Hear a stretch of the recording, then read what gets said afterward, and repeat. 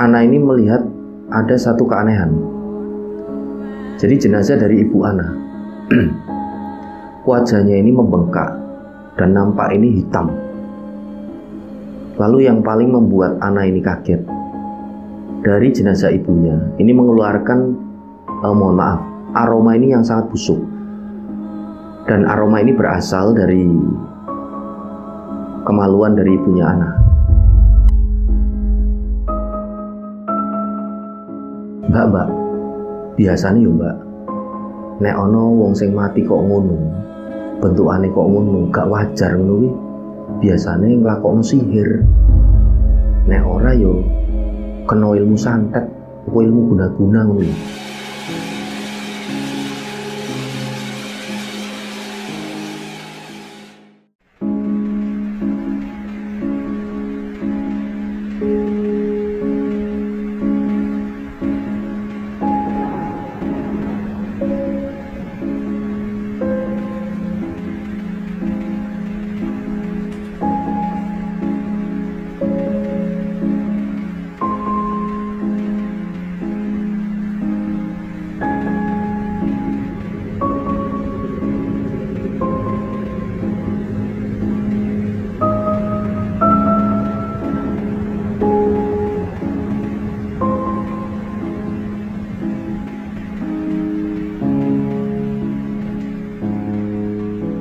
Ana kidung rumaksa ing wengi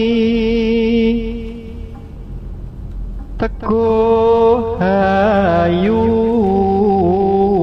luputa ing lara. Oke, jadi ada satu email masuk dari rencang kita. Di sini kita sebut namanya dengan panggilan Ana. Kondisinya di masa sekarang tahun 2024, Ana ini tinggal di sekitaran Jakarta. Nah, sedikit kilas balik dari cerita Mbak Ana ini. Pertama kali kami menerima email dari Mbak Ana, kami ini agak kaget dengan cerita yang ditulis di naskahnya tersebut melalui email ini. Nah, khususnya ini saya pribadi, setelahnya saya ini baca dan saya ini berusaha masuk ke dalam cerita itu.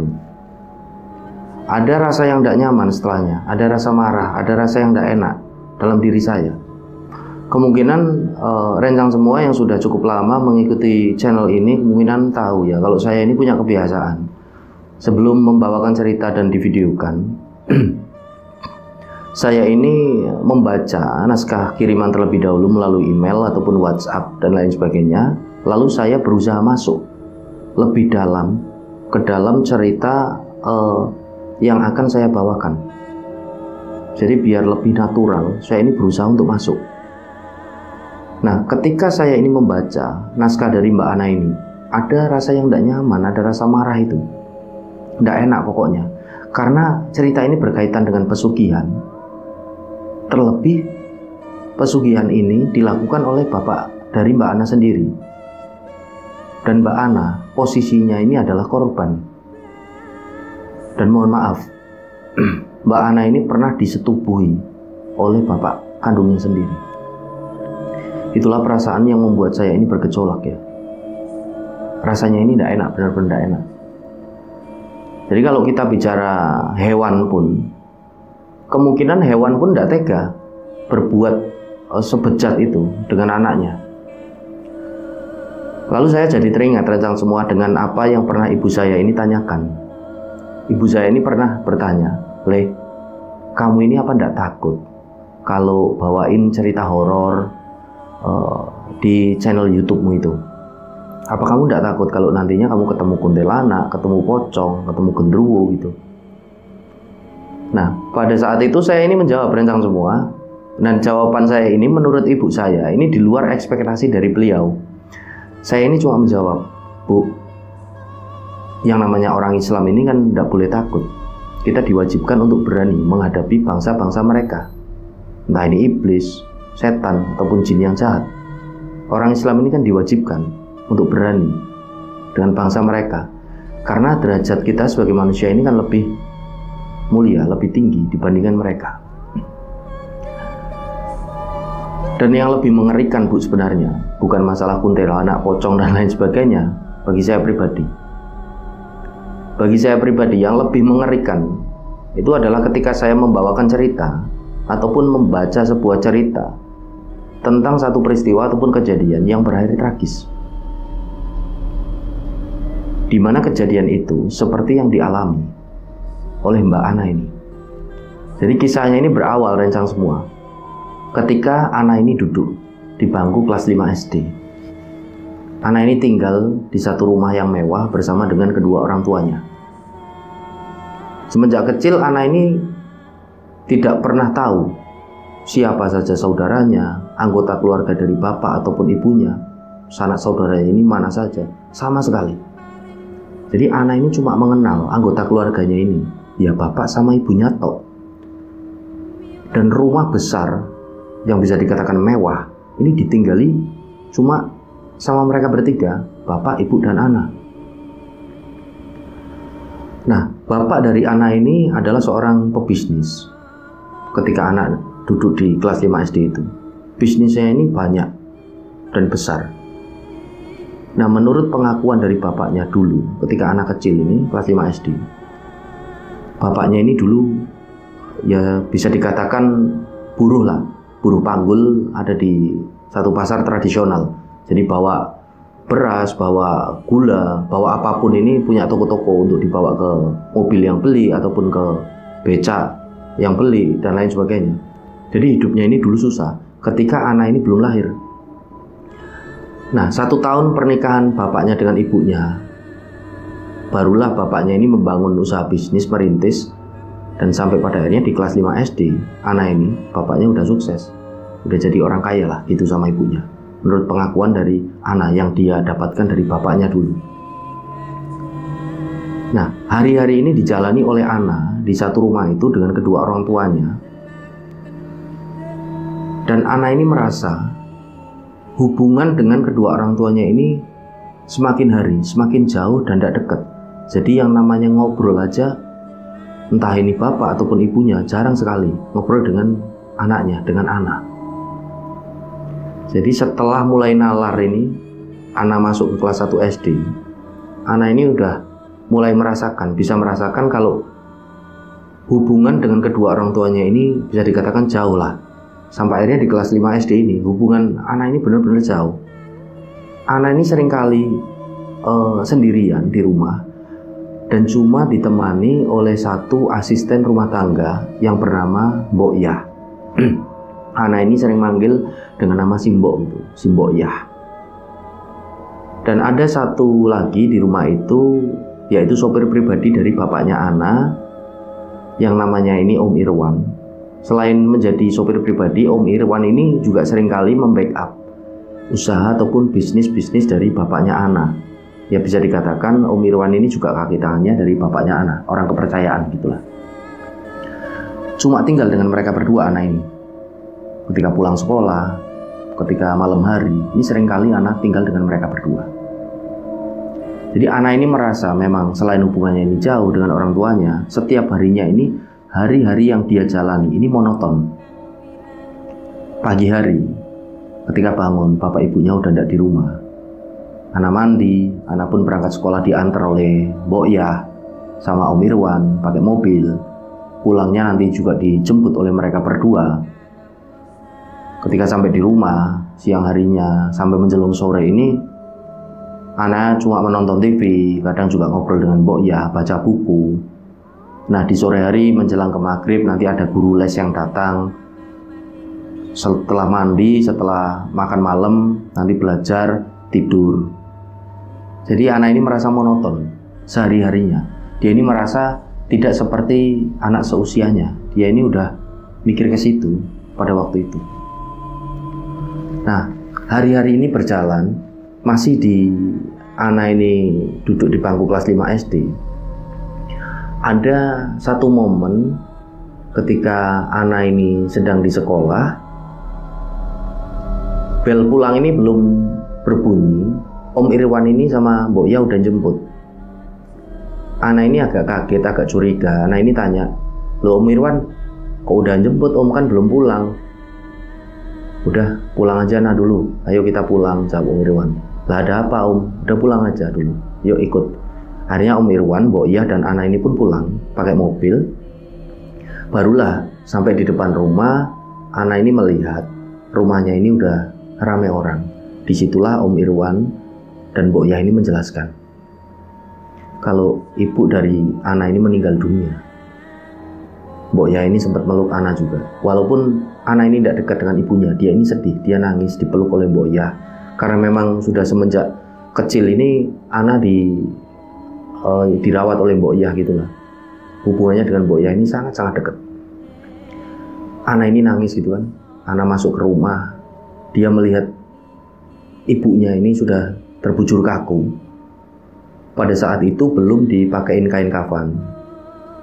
Ana ini mendekat ke jenazah dari ibunya. Di situ Ana ini melihat ada satu keanehan. Jadi jenazah dari ibu Ana, wajahnya ini membengkak dan nampak ini hitam. Lalu yang paling membuat Ana ini kaget, dari jenazah ibunya ini mengeluarkan aroma ini yang sangat busuk. Dan aroma ini berasal dari kemaluan dari ibunya Ana. Nah, karena Ana ini masih kelas 5 SD, Ana ini kan dengan polosnya bertanya dengan bapaknya pada waktu itu. Bapak, ibu ini kenapa Pak? Meninggalnya kok seperti itu? Wajahnya menghitam, bengkak, terus kok baunya tidak enak Pak? Nah, bapaknya ini cuma menjawab dengan sederhana saja, dengan bahasa yang sederhana. Ibu ini sakit,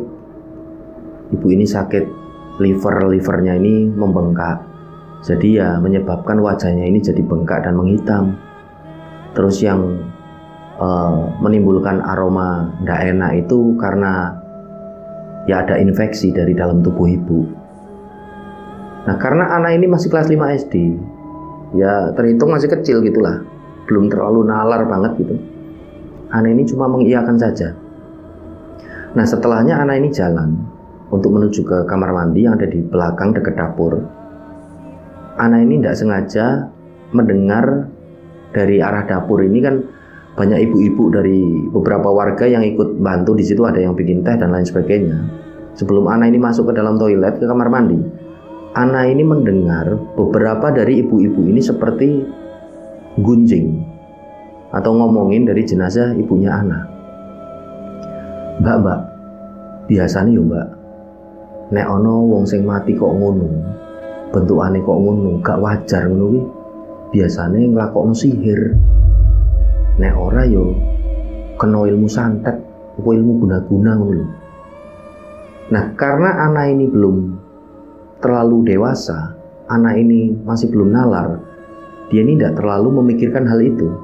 Jadi belakangan hari ketika dewasa, Ana ini baru mikir, oh kemungkinan ya betul itu dulu yang dibilang oleh ibu-ibu itu. Setelahnya Ana ini masuk kamar mandi. Nah, berjalannya hari setelah ibunya ini dimakamkan, jadi 3 hari kemudian Ana ini malam harinya masih berada di dalam kamarnya gitu loh. Jadi masih duduk. Ya dia ini merasa rindu dengan ibunya, walaupun dulu jarang ketemu gitu kan, jarang ngobrol. Dia ini merasa rindu, dia ini nangis di kamarnya. Nah, sedikit untuk informasi, jadi dulu bapaknya dari Ana ini juga tidak melaksanakan tahlilan ketika ibunya ini tidak ada. Jadi kondisi rumah ini kan udah sepi, yang tinggal cuma Ana dan bapaknya. Mbok Iyah ini ada di ruangan belakang karena rumahnya ini besar, panjang gitu kan. Mbok Iyah ini kan di belakang, jadi Ana ini sendirian di kamar. Sebelahnya kamar bapaknya. Nah, sehabis sisa ini Om Irwan ini selalu pulang ke rumahnya. Jadi jarang sekali di situ kalau udah malam Om Irwan ini. Nah, ketika Ana sedang sendirian di dalam kamarnya, tiba-tiba bapaknya ini masuk ke dalam kamar. Ana ini dirangkul. Posisinya Ana ini duduk di depan dari kamarnya, tempat tidurnya itu. Ana masih duduk, bapaknya datang dan merangkul dari Ana. Di situ bapaknya ini bilang sama Ana, "Nduk, ibu kan udah meninggal, ibu udah ndak ada. Di rumah ini cuma masih ada bapak sama Ana. Jadi Ana harus nurut ya. Semua yang apa Bapak katakan. Ana jangan sampai ngelawan. Pokoknya semua keinginan dari Bapak Ana turuti. Biar Ana nanti selamat. Kalau Ana ini tidak nurut, nanti Ana ini bisa mati, Bapak bisa mati. Dan semua usaha-usaha yang sudah Bapak bangun, bisnis yang Bapak rintis dari nol, bisa hancur, bisa berantakan. Kasihan juga pengorbanan dari ibu. Yondok yo, manut sama Bapak, semua yang Bapak inginkan, Ana harus nurut. Dan nanti Ana ini tidak boleh bilang sama siapapun. Yang tahu cuma Ana sama Bapak aja. Mbok Iya tidak boleh tahu, Om Irwan tidak boleh tahu, semuanya tidak boleh tahu pokoknya. Yang tahu cuma Ana dan Bapak. Nah pada saat itu Ana ini mengiyakan. Walaupun Ana ini agak mikir, bapaknya ini maksudnya apa ya? Mau dari bapaknya ini apa? Ana ini cuma mengiyakan aja. Iya Pak. Setelahnya bapaknya ini keluar dari kamar. 15 menit kemudian bapaknya ini masuk lagi dan mendekati dari Ana. Bapaknya ini duduk di sebelah Ana, di depan tempat tidur dari Ana. Tiba-tiba, mohon maaf, bapaknya ini langsung menyuruh Ana ini berdiri. Dan disitulah celana dari Ana ini diturunkan. Mohon maaf sekali lagi. Setelah celana ini turun, pakaian dari Ana ini pun dilepas. Setelahnya bapaknya langsung menggagahi Ana di situ. Ana ini langsung digagahi. Ana ini langsung dibaringkan di tempat tidur. Ana ini digagahi layaknya suami istri. Padahal pada waktu itu Ana ini masih kelas 5 SD. Ana ini sempat mau jerit gitu loh, rencang semua, tapi ditutup mulutnya oleh bapaknya. Diam, diam.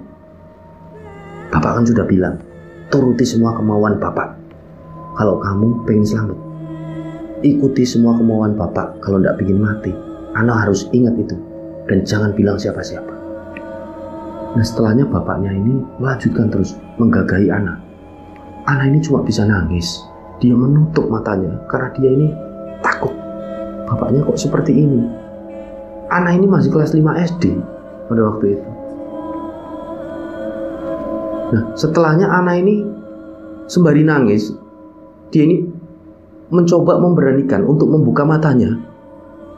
Nah ketika Ana ini membuka matanya, Ana ini benar-benar kaget. Karena yang dilihat Ana ini bukan sosok bapaknya, tapi sosok makhluk yang sangat menyeramkan. Menurut pengakuan dari Ana ini melihat ada sosok yang sangat besar.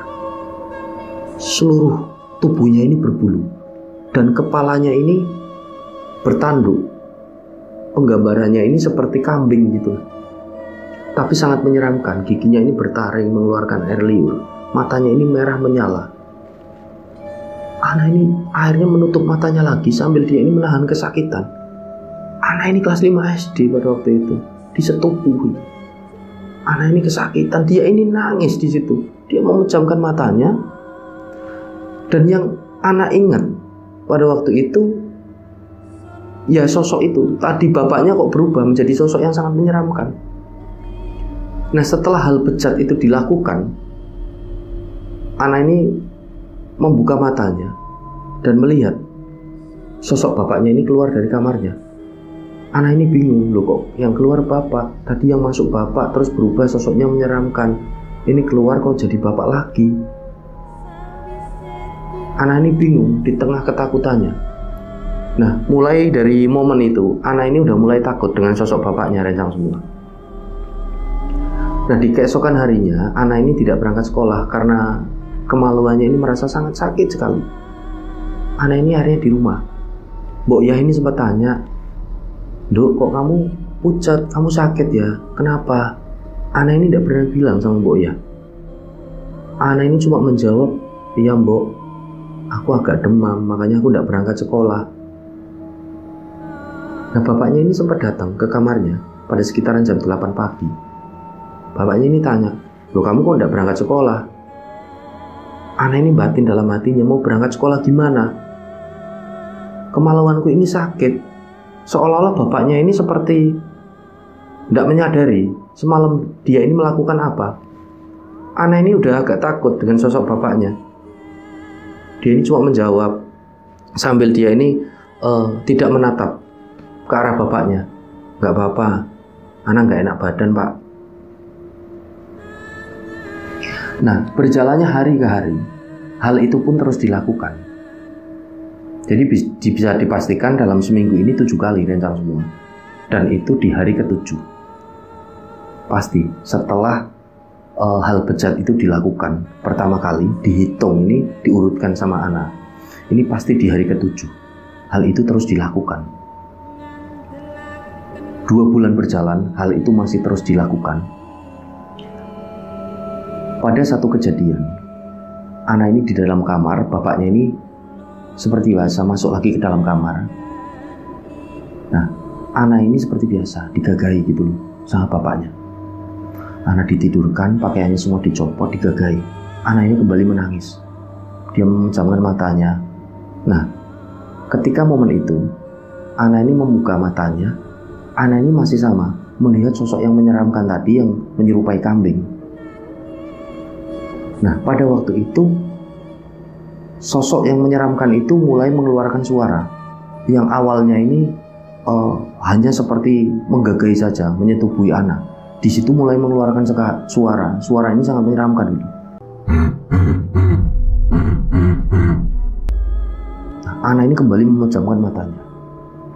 Setelah selesai, hal bejat itu dilakukan. Bapaknya ini keluar, dan yang keluar ini sosok bapaknya. Bukan sosok menyeramkan seperti yang Ana lihat ketika Ana ini disetubuhi.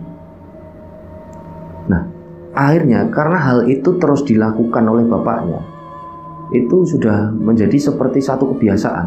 Jadi ketika bapaknya ini masuk, Ana ini seperti sudah pasrah, mau digagahi, disetubuhi oleh sosok makhluk menyeramkan itu. Jadi hal itu sudah menjadi terbiasa. Nah, berjalannya hari, rencang semua. Ada satu momen ketika Ana ini duduk di bangku kelas 2 SMA. Ana seperti waktu SD, disusul lagi oleh Om Irwan sama Mbok Yah. Bel sekolah ini belum berbunyi, bel pulang ini belum berbunyi, Ana ini dijemput. Ana ini merasa, aduh bapaknya jangan-jangan meninggal. Ana ini seperti flashback, seperti dulu ketika ibunya meninggal. Ana sempat tanya, Om, bapak meninggal ya? Enggak meninggal, udah ikut aja pulang. Akhirnya Ana ini ikut pulang, dan ternyata pulang ini tidak ke rumah, tapi ke rumah sakit. Bapaknya ini mengalami serangan stroke, di mana pada waktu itu tubuh badan dari bapaknya Ana ini udah tidak bisa digerakkan separuh.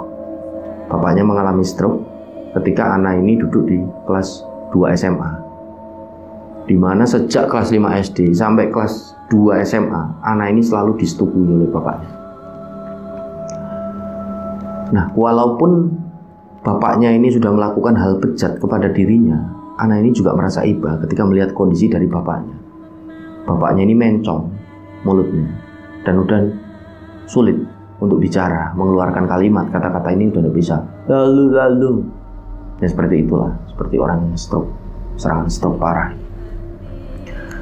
Nah, tidak begitu lama, bapaknya ini kan udah berada di rumah, dirawat di rumah. Ketika dirawat di rumah ini, ada satu perawat yang merawat dari bapaknya Ana. Perawat ini letak kamarnya ada di belakang nginep. Posisinya di sebelah kamarnya dari Mbok Yah. Ya, tugasnya untuk merawat dari bapaknya Ana, seperti menyiapkan sarapan, menyiapkan obat-obatan, dan lain sebagainya. Nah, pada waktu itu Ana ini masih duduk di kelas 2 SMA. Stroke dari bapaknya ini semakin hari semakin parah. Nah, ada satu momen ketika itu hampir jam 12 malam, bapak dari Ana ini membunyikan bel dari kamarnya. Kamarnya ini kan sebelahan sama Ana. Bel ini dibunyikan. Jadi ada satu kebiasaan baru setelah bapaknya ini mengalami stroke, dipasanglah bel di kamar itu untuk pertanda kalau bapaknya ini butuh sesuatu dan suster nantinya ini ke situ. Nah, menjelang tengah malam ini bel berbunyi. Nah, Ana ini pun keluar dari kamar karena bel ini terus dibunyikan gitu loh sama bapaknya pada waktu itu. Ana langsung buka kamar bapaknya. Nah, ketika Ana ini masuk, Ana melihat di situ ada seperti genangan air di lantai kamar dari bapaknya. Genangan air ini keruh dan agak kuning dan mengeluarkan bau ini yang bisa dikatakan apa ya, kalau dalam bahasa Jawa ini kelebus, perengus. Jadi menimbulkan aroma seperti aroma dari tubuh kambing. Ingat betul Ana itu. Ana tanya, ada apa Pak? Bapaknya ini tidak bisa bicara gitu. Sambil terus membunyikan bel. Nah, Ana ini berpikir kemungkinan maunya sama perawat. Hanya Ana ke kamar belakang, perawat ini pun dipanggil gitu loh. Dibangunkan dari tidurnya, dan perawat pun menuju ke kamar dari bapaknya. Setelahnya Ana ini menuju ke dalam kamarnya sendiri.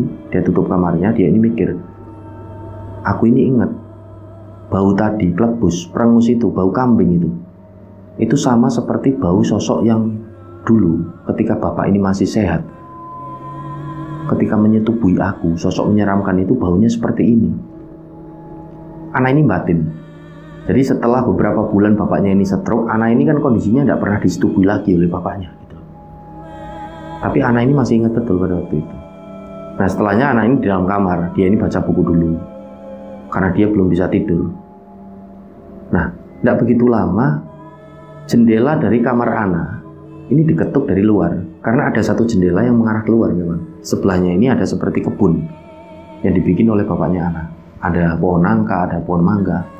Jendela ini seperti ada yang ngetuk, tuk tuk tuk tuk. Ana ini melihat ke sebelah kiri. Jendela ini letaknya ada di sebelah kiri dari kamarnya. Tidak ada siapa-siapa. Ana kembali lanjut baca. Diketuk lagi, tuk tuk tuk tuk.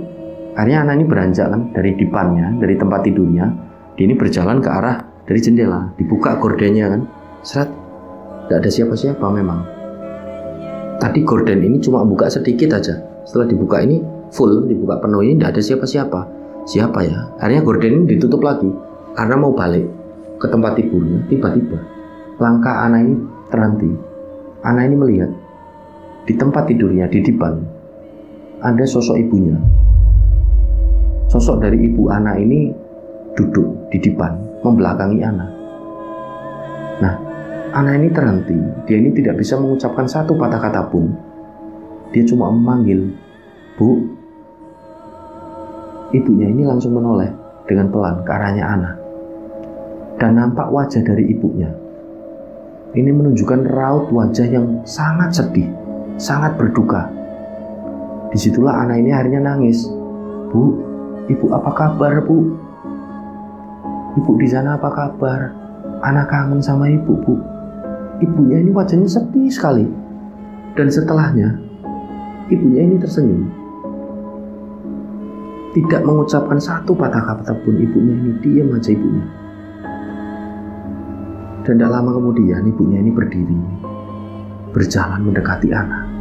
Ana ini merasa betul kalau ibunya ini mengelus pipinya. Ibunya ini ada di depan Ana mengelus pipinya. Ana ini memejamkan matanya. Dia ini nangis. Di kelas 2 SMA itu, Ana ini udah bisa merasakan, dulu kok aku tidak dekat ya dengan ibuku. Aku kangen sekali dengan ibuku. Ana ini nangis, memejamkan matanya sambil menangis buku-buku. Terus dielus pipinya ini sama ibunya. Ana ini kerasa betul. Setelahnya Ana ini membuka matanya, tidak ada siapapun di depannya. "Bu, Ibu di mana, Bu? Bu?"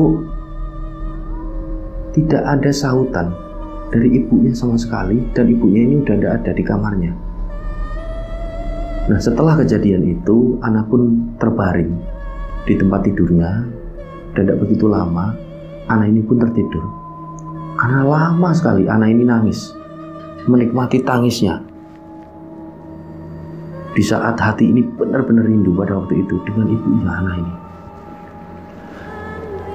Nah, di keesokan harinya, Ana ini berangkat sekolah seperti biasa. Ana berangkat sekolah seperti biasa. Ana ini sekolah di satu sekolah SMA negeri. Jadi kondisinya dulu itu, kalau sekarang kan Ana tinggalnya di Jakarta. Dulu itu ada di sekitaran Jawa Timur. Sorry, saya tidak katakan tadi di depan, agak lupa. Jadi kondisinya ini di Jawa Timur. Nah, Ana ini sekolah di salah satu sekolah negeri, SMA negeri yang ada di sekitaran Jawa Timur. Tapi kotanya ini benar-benar tidak boleh disebutin soalnya ya. Oke, jadi sekitaran Jawa Timur gitu aja lah. Nah, Ana ini berangkat seperti biasa rencang semua. Ke SMA-nya dia sekolah. Setelah sekolah, dia ini dijemput oleh Om Irwan, oleh Mbok Yah. Sampai SMA ini masih seperti itu Ana. Nah, Ana ini pulang ke rumah. Dia ini seperti biasa setelah sekolah ini kan dia istirahat dan Ana ini ketiduran sampai di sore hari. Nah, sedikit untuk informasi, jadi semua bisnis dan usaha dari bapaknya Ana ini yang backup adalah Mas Irwan di situ. Jadi karena udah dipercaya jadi kaki tangan dari bapaknya. Nah, Ana ini tertidur setelah sekolah ini sampai sore. Di sore hari sekitaran jam 4:30 ini kamarnya diketuk. Tuk tuk tuk tuk. Nah, Ana bangun, nah bangun. Ana ini akhirnya bangun, dia buka pintu kamarnya, ternyata Om Irwan. Ya Om, ada apa Om? Bangun nah. Itu bapak meninggal. Ana ini langsung wajahnya ini agak kaget. Kok secara tiba-tiba bapak ini meninggal? Walaupun bapaknya ini dulu pernah melakukan hal bejat gitu dengan dirinya, dia ini langsung nangis gitu. Dia ini nangis. Dia ini langsung menuju ke kamar dari bapaknya. Karena kondisinya bapaknya baru aja meninggal. Ana ini sempat tanya dengan Om Irwan, bapak meninggalnya kapan Om? Baru aja 1 jaman lah. Terus Om Irwan ini menghubungi beberapa warga baru bangunin kamu. Ana ini masuk ke dalam kamar dari bapaknya. Dilihat di situ jenazah dari bapaknya ini, menurut pengakuan dari Ana ini sangat mengerikan.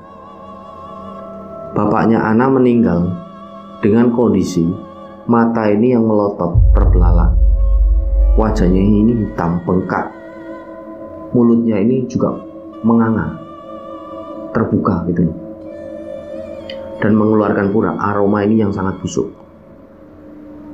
Nah, disitulah Ana ini jadi flashback.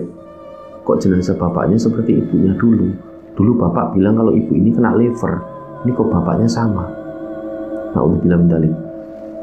Nah, setelah dari itu beberapa warga ini sudah berkumpul. Jenazah dari bapaknya Ana ini pun langsung dimandikan oleh beberapa warga gitu.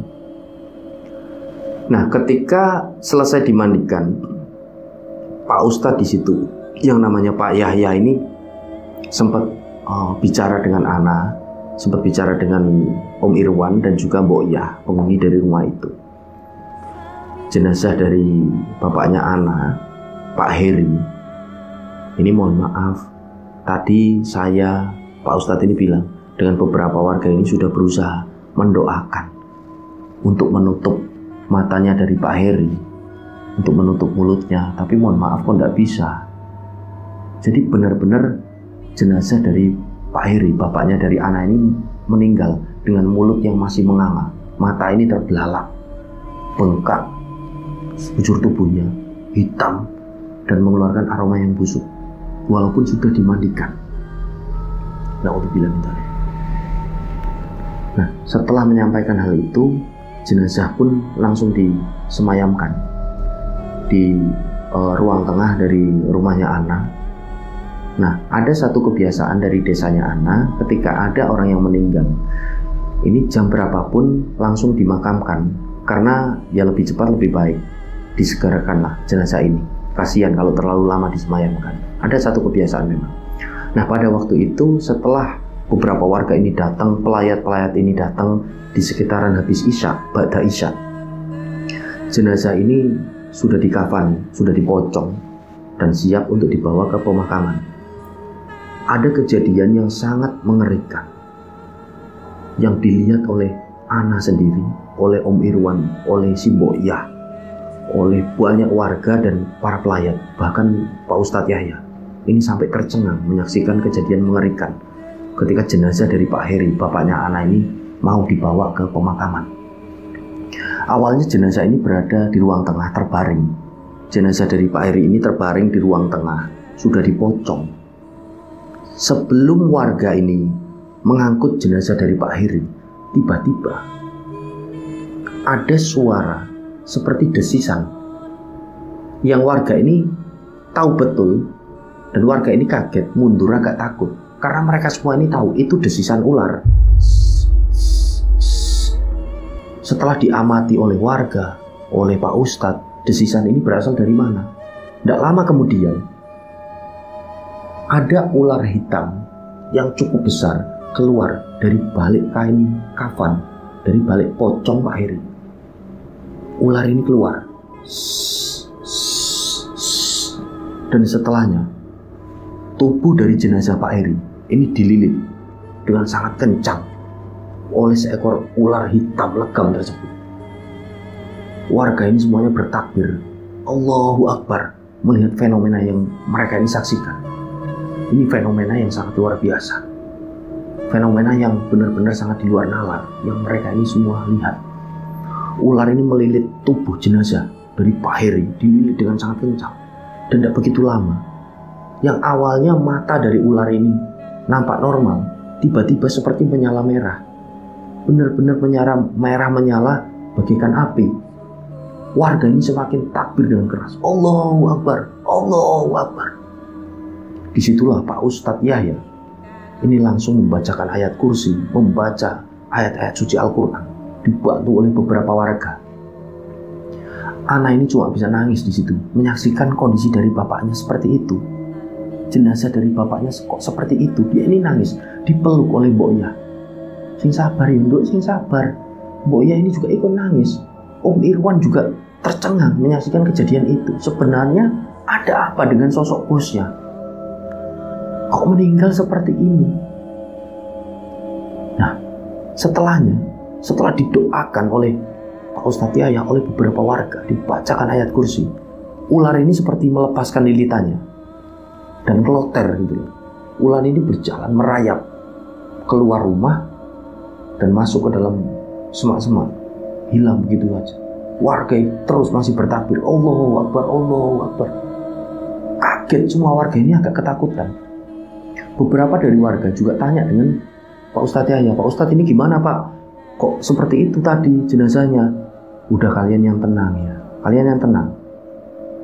Dan tidak begitu lama, setelah warga ini ditenangkan oleh Pak Ustadz Yahya, jenazah dari Pak Heri, bapaknya Ana, ini tiba-tiba seperti melayang dengan sendirinya. Jadi jenazah dari Pak Heri yang tadi terbaring, habis dililit seekor ular berwarna hitam legam, tiba-tiba melayang. Semua warga ini bertakbir dengan sangat keras, Allahu Akbar, Allahu Akbar. Anak ini cuma bisa nangis. Om Irwan ini tercengang. Mbok Yah ini nangis, ya Allah, ya Allah. Jenazahnya ini melayang dan tiba-tiba seperti terbanting dengan sangat keras ke bawah. Buar. Mereka semua ini bertakbir, kaget, tidak bisa melakukan apapun karena mereka semua ini shock. Dan setelahnya jenazah ini seperti melayang kembali, jatuh kembali, biar. Dan setelahnya ini seperti dilempar-lempar jenazah ini. Jadi seperti dihantamkan ke dalam dinding dari rumah itu, dihantamkan ke bawah, melayang lagi ke atas, ke bawah lagi, sampai mohon maaf, wajah dari bapaknya Ana, Pak Heri ini hancur. Ini tidak masuk akal rencana semua, tapi itu terjadi. Wajahnya ini hancur. Sampai di situ hanya Pak Ustadz Yahya ini menenangkan warga yang sangat ketakutan dan mau kabur, mau pulang. Karena banget takutnya mereka menyaksikan kejadian seperti itu. Pak Yahya ini bilang, Allahu Akbar, ya Allah ya Rob. Ini bapak-bapak, ibu-ibu, nanti tolong kejadian ini jangan sampai menjadi bahan pembicaraan di kampung kita. Jangan sampai menjadi bahan gunjingan, sampai nanti bisa terdengar ke kampung lain.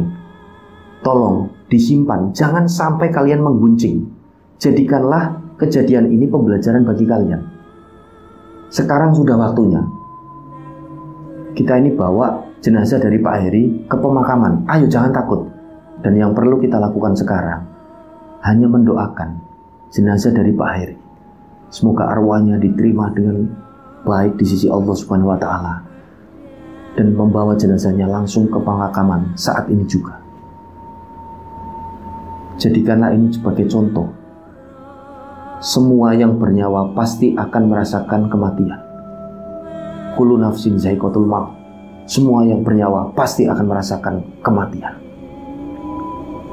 Jadikanlah ini pembelajaran dalam hidup kalian. Allah Subhanahu wa ta'ala sudah memberi demokrasi kepada hambanya. Allah Subhanahu wa ta'ala sudah memberikan pilihan. Manusia akan hidup dengan kemaksiatan, manusia akan hidup dengan jalan yang salah, atau manusia ini akan beriman dan bertakwa kepada Allah. Allah sudah memberikan pilihan, sudah memberi demokrasi kepada manusia. Tinggal kalian pilih, mau hidup dan nantinya mati, meninggal dengan kondisi bertakwa, atau meninggal dalam kondisi bermaksiat, ataupun dalam kondisi menjalani hidup yang menyalahi aturan dari agama Allah. Warga ini akhirnya seperti semangatnya hadir kembali setelah diberi wejangan oleh Pak Ustadz Yahya ini. Warga akhirnya, ayo Pak, iya Pak, ayo kita bawa jenazahnya ke pemakaman sekarang juga. Nah, setelah dari kejadian tadi seperti jenazah Pak Eri ini dibanting-banting dan wajahnya ini hancur, wajahnya ini kembali agak dibersihkan dan ditata kembali pocongnya, setelahnya dibawa ke pemakaman. Tidak ada keanehan ketika perjalanan dari rumah duka menuju ke pemakaman. Liang lahat ini sudah siap. Jenazah dari Pak Heri ini pun, bapaknya dari Ana, dimasukkan ke dalam liang lahat. Ana, Mbok Ya, Om Irwan ini nangis di situ. Beberapa warga ini juga masih nampak wajahnya ini ngeri, menyaksikan fenomena yang sangat tidak masuk akal, yang baru aja mereka ini saksikan. Nah, setelahnya jenazah ini dimasukkan ke dalam liang lahat dan dikuburkan. Tidak ada keanehan apapun. Setelah dikuburkan ini, semuanya ini berdoa dipimpin oleh Pak Yahya. Setelah berdoa, ketika mereka semua ini mau meninggalkan area kuburan pemakaman dari Pak Heri, tiba-tiba mereka ini merasakan kalau tanah di sekitarnya, tanah kuburan ini bergetar. Astagfirullahaladzim, astagfirullahaladzim. Beberapa warga ini di situ kan beristighfar. Allahu Akbar, Allahu Akbar. Mereka ini melihat sekeliling dan nampak panik. Pak Ustadz ini kembali menenangkan mereka. Tenang, tenang, tenang. Udah tidak usah panik, jangan panik. Dan tidak begitu lama setelah itu, mereka semua menyaksikan fenomena yang sangat luar biasa. Kuburan, makam dari Pak Heri tiba-tiba menyala merah. Nah, nyala merah ini seperti nyala dari mata ular tadi, menyala merah layaknya bara api. Dan nampak benar-benar kuburan ini menyala, seperti ada api di dalam kuburan itu. Dan kondisinya ini kan malam hari, pada sekitaran jam 9 malam itu dimakamkan Pak Heri. Menyala, bagaikan ada api di dalam kuburan ini Pak Heri ini. Semua warga ini bertakbir Allahu Akbar, dan tanah ini masih terus bergetar. Disitulah Pak Yahya ini meminta bantuan kepada warga semua. Ayo, aku dibantu doa sebisanya, ayo. Disitulah mereka semuanya berdoa. Anak ini nangis. Anak ini disitu nangis sambil dia ini bersimpuh. Sebenarnya kenapa ya ini bapakku kok sampai kayak gini? Adab apa yang diberikan oleh Tuhan? Mbok Ya juga nangis, Om Irwan juga nangis. Semuanya ini nangis. Dan tidak begitu lama tanah ini kembali tenang, tidak bergetar lagi. Dan seperti bara api tadi di dalam kuburannya Pak Heri ini redup, kembali tenang kondisi ini. Alhamdulillah, Pak Yahya ini menyebut. Nah, setelah warga Pak Yahya ini semuanya ini bersyukur, mereka mau kembali ke rumah. Mereka ini baru aja membalikkan badannya dari kuburannya Pak Heri. Tiba-tiba mereka semua ini mendengar ada jeritan dari dalam kuburannya Pak Heri. Jeritan ini seperti jeritan yang sangat kesakitan. Jeritan-jeritan kesakitan dan seperti menahan siksaan gitu. Nah, disitulah Pak Yahya dan warga, Ana, semuanya ini menatap kembali ke kuburannya dari Pak Heri. Ana ini bilang sama Pak Ustadz Yahya, Pak, tolong bapak saya, Pak, tolongin bapak saya. Iyo, Nduk, iyo. Sing tenang, Nduk, yang tenang, sudah. Ayo kembali berdoa. Warga kembali berdoa membantu Pak Ustadz Yahya. Dan tidak begitu lama, suara ini, jeritan tadi, seperti merintih itu menghilang. Nah, singkat cerita, 1 hari setelah Pak Heri, bapaknya dari Ana ini dimakamkan, ada satu rombongan keluarga yang datang. Dimana setelahnya Om Irwan ini mengenalkan dengan Ana. An ini dikenalin, ini kakaknya dari bapak, namanya Om Yasir, dikenalin. Nah, Ana ini agak kaget karena dari dulu Ana ini tidak pernah mengenal sama sekali siapa saja anggota keluarganya. Ana ini kan cuma mengenal bapaknya, ibunya, Om Irwan, Mbok Iya, seperti yang saya singgung di depan. Agak kaget Ana ini, loh ternyata bapak ini punya kakak. Akhirnya kenalan di situ kan dengan Om Yasir dengan istrinya. Om Yasir dan istrinya ini punya 2 orang anak perempuan seumuran dari Ana. Ana ini sempat tanya dengan Om Yasir, loh Om Yasir beneran kakaknya bapak? Iya, kakak kandungnya bapak Om ini. Tapi Om tinggalnya tidak di kota ini, agak jauh. Oh, jadi Ana ini cuma mikir, ya kemungkinan karena tinggalnya jauh, jadi tidak pernah ketemu. Nah, setelahnya Om Yasir ini sempat menawari dari Ana ini untuk nginep gitu di rumahnya. Ana kan belum pernah ya main ke rumahnya Om Yasir. Ayo mau ikut ke sana, nginep di sana, nggak apa-apa. Nanti pulangnya dari sana tak anterin Om. Nah akhirnya Ana ini pun setuju. Karena di rumahnya juga ya tidak ada tahlilan gitu kan. Dan rumah ini akan tetap dijaga oleh Om Irwan dan Mbok Iya ini. Dan Om Irwan juga udah bilang sama si Ana kalau nanti semua bisnis bapaknya di backup oleh Om Irwan dulu. Ana nggak usah khawatir, harus percaya dengan Om Irwan. Karena bapaknya juga mewasiatkan hal itu. Ana ini nurut. Akhirnya Ana ini ikut Om Yasir dan dia ini izin gitu loh, nggak berangkat sekolah. Di keesokan harinya Ana ini berangkat menuju ke salah satu kotanya Om Yasir yang jaraknya ini kisaran 90 km. Mereka ini naik mobil dan mobil ini mobil yang sangat sederhana. Jadi seperti pengakuan Ana ini mobilnya ini Kijang Rover gitu tahun berapa ya 90-an lah mungkin ya. Mobilnya ini sangat sederhana, mobil agak udah lama gitulah. Nah akhirnya setelah melalui perjalanan yang cukup panjang, Ana ini sampai di satu rumah. Ternyata itu adalah rumahnya Om Yasir. Ini rumahnya Om, ayo turun. Dan disitulah Ana ini agak kaget karena melihat keadaan dari rumahnya Om Yasir ini kok sangat sederhana. Rumahnya ini biasa saja.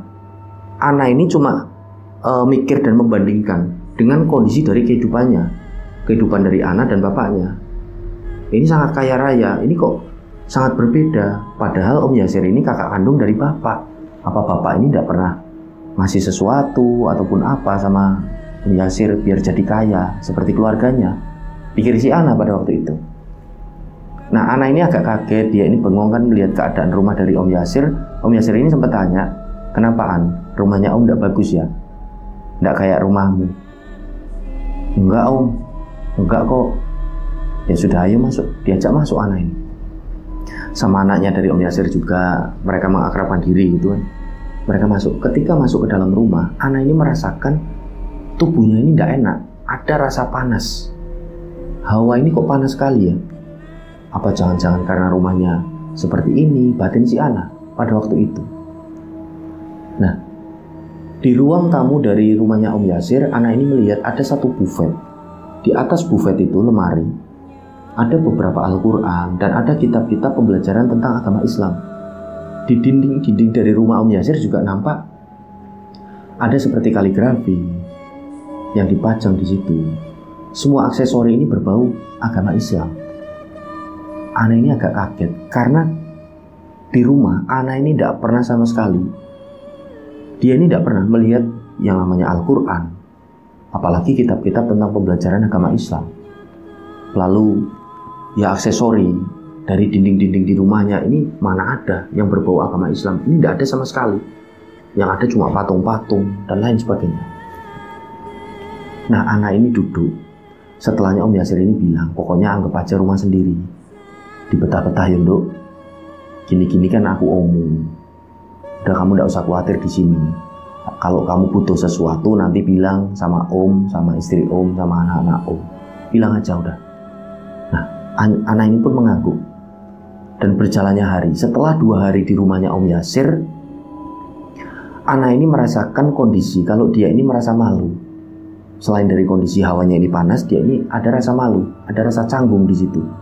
Karena Ana ini melihat anak-anak dari Om Yasir setelah makan, entah ini makan malam, makan siang, ini pasti selalu piringnya ini dicuci setelah makan, dicuci sendiri oleh mereka. Itulah yang membuat anak ini malu, canggung dia, karena anak ini tidak pernah melakukan hal-hal semacam itu di rumahnya. Semuanya ini selalu dikerjakan oleh Mbok Yah, oleh Om Irwan. Anak ini merasa malu di situ. Dan lebih canggungnya, ketika satu keluarga, Om Yasir, istrinya, 2 anaknya, ini beribadah. Ketika maghrib, mereka berempat ini menuju ke masjid, yang kebetulan masjidnya ini dekat dengan rumahnya Om Yasir. Anak ini merasa canggung, dia ini tidak pernah mengenal yang namanya sholat. Karena kedua orang tuanya tidak pernah menerapkan nilai-nilai agama Islam ini semenjak anak ini kecil sama sekali. Nah, pada satu momen ketika satu keluarga ini mau melaksanakan ibadah sholat maghrib ke masjid, Om Yasir ini sempat kan ngajak si Ana, ayo Ana ikut sholat. Nah, Ana ini menolak dengan halus. Enggak Om, Ana di rumah aja. Oh, jadi seolah-olah Om Yasir ini tahu apa yang dirasakan oleh Ana. Ya sudah, kalau nanti sudah siap, ikut ya sholat ke masjid. Iya Om. Nah, setelah pulang dari masjid, sholat maghrib itu kan mereka semua makan malam. Setelahnya satu keluarga ini ke masjid lagi untuk melaksanakan sholat isya. Nah, setelah pulang ini, Om Yasir ini sempat ngobrol dengan Ana. Banyak hal yang diobrolkan oleh Om Yasir ini. Nah, di malam harinya ketika anak ini tidur, anak ini mengalami satu mimpi yang buruk. Akan tetapi anak ini tidak menuturkan mimpinya pada waktu itu apa, tapi sangat buruk. Jadi seperti dia ini ditemui lagi lah oleh sosok yang dulu ini seperti menggagahi dia, menyetubuhi dia. Di dalam mimpinya juga seperti menyetubuhi anak, gitulah intinya seperti itu. Anak ini menjerit-jerit dalam tidurnya, sampai Om Yasir, istrinya, dan kedua anak perempuannya yang seumuran anak ini pun menghampiri anak. Anak ini dibangunkan, ditenangkan, diberi air minum, ditanya oleh Om Yasir, "Anak kenapa, Nduk?" "Mimpi Om, mana mimpi." "Oh ya sudah kalau gitu, berdoa kalau mau tidur." "Iya Om, anak tidak berdoa." "Ya sudah, mau langsung tidur apa mau duduk dulu yuk di depan biar tenang?" Diajak sama Om Yasir. "Ya Om, anak mau duduk dulu di depan." Akhirnya anak ini jalan menuju ke arah ruang tamu di depan, duduk dengan Om Yasir. Istri dari Om Yasir dan kedua anaknya pun kembali tidur. Di tengah malam itu, anak ini akhirnya menceritakan apa yang selama ini menjadi beban dalam hatinya. Anak ini bercerita kalau dia ini sempat disetubuhi oleh bapaknya, oleh adiknya dari Om Yasir, Pak Heri. Lalu ketika meninggal ini kok bisa seperti itu ya Om Yasir ya, bapak ini kok seperti disiksa. Om Yasir ini menanggapi dengan sangat santai, dengan sangat tenang. Seolah-olah mimik wajah dari Om Yasir ini sudah tahu lama. Dan disitulah dijelaskan oleh Om Yasir. "Ana tahu nggak Nah, kenapa Om ini jauh dari bapak? Dulu Nah, sebelum kamu lahir dan sebelum bapak ini menikah dengan ibumu, aku dan bapakmu ini sangat akrab. Kami ini dulu sangat akrab semenjak kecil sampai gede, dan kami ini lulus SMA, kami bekerja. Kami bekerja ini serabutan di pasar. Kami menjadi buruh panggul dari toko-toko yang ada di pasar. Kami bekerja seadanya. Kami mensyukuri semuanya. Sampai pada akhirnya bapakmu ini seperti tidak terima dengan rezeki yang diberikan oleh Gusti Allah. Bapakmu ini sempat bilang sama aku dulu, "Sir, nek ngene terus ya dhewe bakal payah terus. Iki aku entuk info. Isi ning sekitaran Jawa Timur, dhewe iso nyebrang laut, mengko ana satu pulau. Ning kuno ana dukun. Dukun iki iso gawe dhewe iki sugih. Dengan cara yang nglakokno pesugihan. Dhewe bersekutu karo setan. Tapi dhewe wis dijamin dhewe iki iso sugih." Astagfirullahaladzim. Yasir ini pada waktu itu menjawab seperti itu, menjawab dari adiknya Heri ini. "Loh kok kamu seperti itu? Lah kamu kan tahu kalau itu dilaknat sama Allah, itu berdosa. bersekutu dengan iblis, menyekutukan Allah ini tidak diampuni dosanya. Akan tetapi karena dulu bapakmu ini sudah gelap mata, karena kondisinya ya tidak begitu lama lagi akan menikah dengan ibumu, dan bapakmu ini butuh uang yang banyak untuk biaya pernikahan, untuk biaya kehidupan nantinya. Bapakmu ini nekat melakukan pesugihan itu. Om ini tahu semuanya, makanya Om ini tidak setuju. Berbenturan prinsip itu dengan Om, dan akhirnya Om ini menjauh dari kota itu, dan Om sekarang tinggal di sini dengan keluarga Om. Dan Om ini memang tidak mau mendekat dengan hal-hal seperti itu yang menyekutukan Tuhan. Om ini baru keluar kemarin, ini baru kelihatan karena ya sudah meninggal bapakmu ini. Yang namanya sudah orang meninggal kan harus di ngapura, harus dimaafkan. Makanya Om ini baru kelihatan. Agak kaget di situ anak ini mendengar cerita dari Omnya. Ternyata seperti itu kisahnya. Omnya udah tahu. Om Yasir ini menambahkan lagi. Kamu tahu nggak? Kamu pasti pernah lihat di rumahmu ini ada satu ruangan bawah tanah. Ruangan ini atasnya ini ditutupi dengan keramik yang berwarna berbeda, dan keramik ini seperti ada pengangkatnya, dan keramik itu bisa dicopot. Enggak Om, Ana nggak tahu. Itu ada di kamar bapakmu. Itu bawahnya ada ruang bawah tanah. Dulu bapakmu ini sempat cerita lah, sebelum Om ini pada akhirnya menjauh dari bapakmu, sempat cerita pesugihannya dilakukan di bawah tanah. Dulu rumahnya belum seperti itu kan. Itu kan rumah betua. Itu kan dulunya rumah peninggalan dari orang tua Om dan bapakmu. Dulu rumahnya kecil sederhana, menggunakan gerobak kayu itu. Terus bapakmu kaya ini baru dibangun. Dulu rumahnya ini belum seperti yang sekarang, dan setelah bapakmu ini kaya baru dibangun. Dan sebelum dibangun ini bapakmu ini memang sudah membuat satu ruangan bawah tanah itu, digali itu, dan ternyata itu difungsikan oleh bapakmu ini untuk menjadi tempat ritual daripada pesugihan itu. Bapakmu ini bersekutu dengan iblis.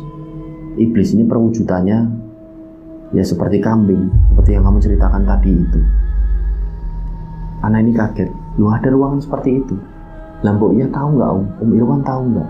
Ya nggak ada yang tahu cuma bapakmu sama Om.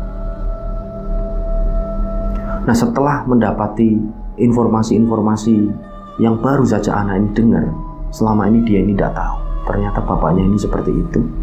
Om Yasir ini bilang, ya sudah anak, ini kalau seperti ini, kamu nanti pulang ke rumah, kamu mau nggak tawarin Om ini tinggal di sini saja lah. Itu rumah nanti biar ya mau kamu apakan terserah kamu, toh kamu ahli warisnya. Kamu tinggal sama Om aja, mulai belajar sholat, dan nanti kan ada yang kerawat di sini sama istrinya Om, sama anak-anak Om, meskipun rumah Om sederhana seperti ini. Nah disitulah anak ini menangis. Omnya kok baik banget ya, padahal tidak pernah ketemu sama dia semenjak anak ini kecil. Sama sekali tidak pernah ketemu, kok baik banget. Anak ini nangis. Itu ditenangkan oleh Omnya. Udah tidak usah nangis. Ya, kamu ini kan anaknya dari adik Om. Ya, kamu ini sedarah dengan Om. Kamu ini keluarga dengan Om. Udah tidak usah nangis. Kalau kamu mau tinggal di sini. Anak ini akhirnya setuju. Ya Om, anak mau Om. Tapi sekolah anak gimana? Ya gampang, nanti diurus, dipindah. Ya hidup di sini saja. Nanti minta tolong sama Om Irwan untuk mengurusi bisnis bapakmu, sama warisan yang ditinggalkan oleh bapakmu. Minta tolong Om Irwan ya. Iya Om. Nah di keesokan harinya, anak ini diantar pulang ke rumahnya oleh Om Yasir. Sampai di rumah, anak ini langsung mengemasi barang-barangnya, pakaian dan lain sebagainya gitu kan. Nah disitulah anak ini pun pamit dengan Mbok Iya, dengan Om Irwan. Dan Om Irwan ini disuruh untuk ngurusi semua ya properti peninggalan, warisan lah dari bapaknya anak ini, dan usaha-usaha bisnisnya dipercayakan semua oleh Om Irwan. Dan anak ini sudah ya mendapatkan informasi dari Om Yasir bahwasanya lebih baik ditinggalkan semua harta peninggalan dari bapakmu. Kamu mulai dari nol aja sama Om, karena kemungkinan itu harta-harta dari hasil dari pesugihan gitu loh. Ditakutkan di kemudian hari kan nantinya akan ada apa-apa. Anak ini nurut. Nah disitulah terakhir kalinya anak ini bertemu dengan Mbok Iya, karena Mbok Iya juga memutuskan setelahnya ini akan pulang kampung aja. Karena Mbok Yah ini tidak bisa kalau hidup di situ tanpa Ana. Banget sayangnya Mbok Yah ini dengan Ana. Mbok Yah ini memutuskan untuk pulang kampung saja, dengan suaminya di kampung untuk menggarap sawah. Karena Ana ini mau ikut omnya dan Mbok Yah ini tidak bisa kalau jauh dari Ana. Banget sayangnya, semenjak Ana ini kecil dirawat oleh Mbok Yah. Disitulah akhir dari pertemuan Mbok Yah dan Ana. Dipeluklah Ana di situ. Mbok Yah nangis, Ana nangis. Nduk, kenduk, ojo beling yo nduk. Mengko nek wis gedhi, nek wis sukses, ojo lali Mbok Yah yo nduk. Ana ini nangis di situ. Om Irwan ini juga nangis. Nah setelahnya Ana dan Om Yasir ini pun berpamitan dengan Mbok Yah, dengan Om Irwan. Dan Om Irwan ini menenangkan Ana. Udah, nah kamu percaya sama Om. Pokoknya nah ini semuanya tak urus Om. Ana cuma minta Om. Ana cuma minta rumah ini aja buat Ana, atas nama Ana. Lah disitulah agak kaget. Om Yasir juga kaget. Kok minta rumah? Buat apa Ana ini? Pokoknya Ana minta rumah. Yang lain Ana tidak minta. Rumah aja Ana minta. Nah setelahnya Ana ini keluar dari rumahnya, naik mobil Kijang Rover dari Om Yasir itu. Di dalam mobil sempat mereka ini ngobrol. Di situ Om Yasir tanya, Ana kok minta rumah lah, rumahnya nanti buat apa, mau diapain? Nanti rumah itu biar tak jual Om. Kalau Ana ini udah ya lumayan dewasa, nantilah tak jual. Nantinya rumah ini akan Ana rubuhkan rencananya, biar dijadikan nanti musola saja atau masjid. Karena lahannya ini kan luas Om, mau Ana wakafkan saja. Seperti yang Ana baca di buku yang ada di bufet dari lemari Om Yasir di rumah, Ana sempat baca mengenai tanah wakaf. Subhanallah, Om Yasir di situ menangis sambil menyetir. Ya Allah, ternyata Ana ini baca buku-buku di rumahku tentang wakaf, dan rumahnya ini akan diwakafkan nanti untuk menjadi masjid ataupun musola. Subhanallah, Om Yasir ini nangis di situ. Nah mereka sempat mampir ke satu warung makan. Nah ketika makan, Om Yasir ini seperti baru teringat sesuatu. Nah Ana, kamu ini kan ini ya Nduk, kemarin masuk ke rumahnya dari Om Yasir ini kan rasain panas ya. Kamu kan cerita sama Om Yasir. Iya Om, kenapa? Kemungkinan masih ada aura yang tidak bagus di diri kamu. Karena seperti yang kamu ceritakan sama Om, dulu kamu sempat seperti itu kan sama bapakmu, sama sosok yang serem itu, yang seperti ya ngelakuin itu sama kamu. Ya kemungkinan Om. Ya sudah, dulu yang bantu itu namanya siapa? Yang dulu bantu ketika bapak tidak ada ini, Ustadz siapa? Itu tetanggamu. Oh, itu Ustadz Yahya. Kenapa Om? Barangkali Ustadz Yahya bisa membantu kamu ataupun meruqyah kamu. Barangkali ada aura yang negatif yang masih nempel di dalam diri kamu. Kamu tahu rumahnya? Ya tahu Om. Ya sudah, habis makan kita ke sana. Nah setelah makan, Om Yasir dan Ana ini pun merujuk rumahnya dari Ustadz Yahya. Ana ini menceritakan semua yang pernah dia ini alami sama Pak Yahya. Pak Yahya ini agak kaget wajahnya. Dia ini keleng-keleng kepala, beristighfar. Astagfirullahaladzim. Ya wes Duk, sabar ya Duk.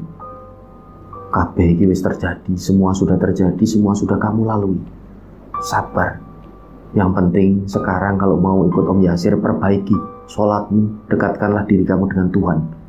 Dekatkanlah dirimu selalu hanya pada Allah Subhanahu wa Ta'ala, agar hal-hal yang tidak diinginkan ataupun hal-hal yang jahat, godaan setan ini tidak bisa mendekat ke kamu lagi. Iya Pak Yahya. Nah terus ini bagaimana Pak? Saya bisa diruqyah enggak? Kata Om Yasir ini kok saya harus diruqyah?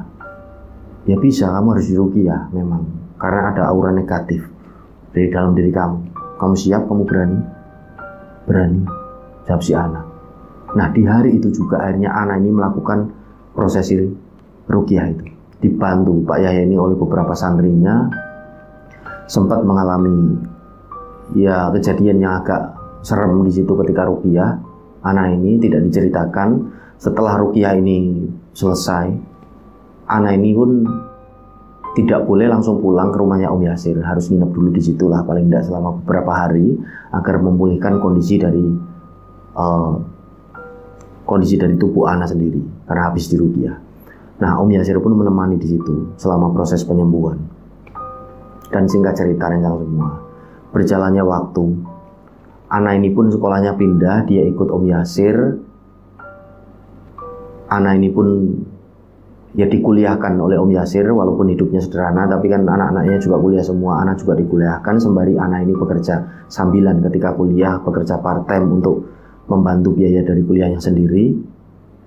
Dan benar aja ketika anak ini kuliah, rumah peninggalan dari orang tuanya ini pun dirobohkan dan diwakafkan untuk menjadi masjid. Dan sekarang menjadi salah satu masjid yang ada di sekitaran Jawa Timur. Subhanallah, ya Allah. Jadi kisah yang sangat luar biasa yang dituturkan oleh si pengirim cerita yang di sini kita sebut namanya dengan nama Ana karena tidak mau disebutkan. Semoga dari kisah ini kita semua bisa mengambil hikmah dan pelajaran. Sekali lagi di sini kami memberikan wacana dan menegaskan, mintalah pertolongan, mohonlah pertolongan hanya kepada Allah Subhanahu wa taala, tidak kepada setan, tidak kepada iblis ataupun jin yang jahat ataupun kuburan yang dikeramatkan dan benda-benda yang lain. Mintalah pertolongan, memohonlah pertolongan hanya kepada Allah Subhanahu wa taala. Baik, kira-kira seperti itu yang bisa kami tuturkan kepada rencang semua. Saya pribadi mohon maaf apabila masih banyak salah kata dalam menyampaikan cerita, karena ini masih agak sariawan rencang semua. Dan terima kasih sekali lagi sudah menyimak cerita ini. Sampai berjumpa pada cerita-cerita selanjutnya. Saya Sumarga pamit undur diri. Wassalamualaikum warahmatullahi wabarakatuh.